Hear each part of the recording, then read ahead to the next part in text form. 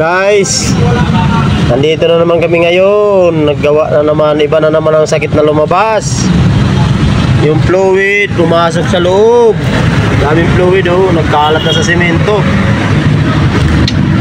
Ganun talaga guys.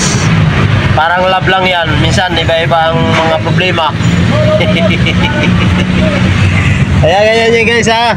Yan natin mga papalitan ng mga rubber cap. Yan, yung rubber cap. Saka yung malaki. Sana yung malaki. Ay, wala. Yung nandito na malaki. Yung dito banda sa may gilid. Papalitan din natin eh, ano na, lumambot. Ito po ay Hydromaster. Ayan ang pangalan oh. Hydromaster. Yun ang ating i-repair ngayon kasi pabago-bago ang kanyang preno, tapos minsan wala nang hangin, tapos yung fluid niya nagbabawas, wala namang leak. Nandito na pala sa loob ang fluid mga guys, kaya ito ang ating titirahin.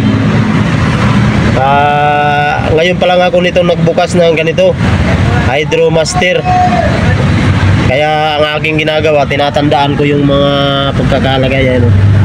Ayan, pagkakalagay. Tapos hugasan natin ito ng tubig. Tubig lang, tubig ang ating buhugas.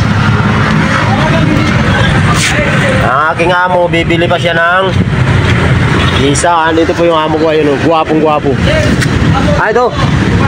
Ito po yung ating papalitan din to kasi ano na dito, lumambot.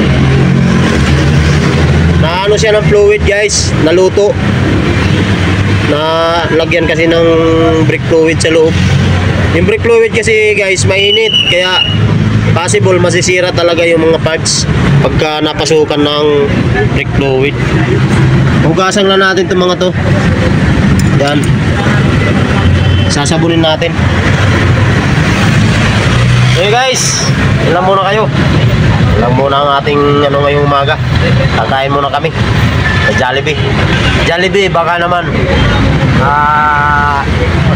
makaayos na kami.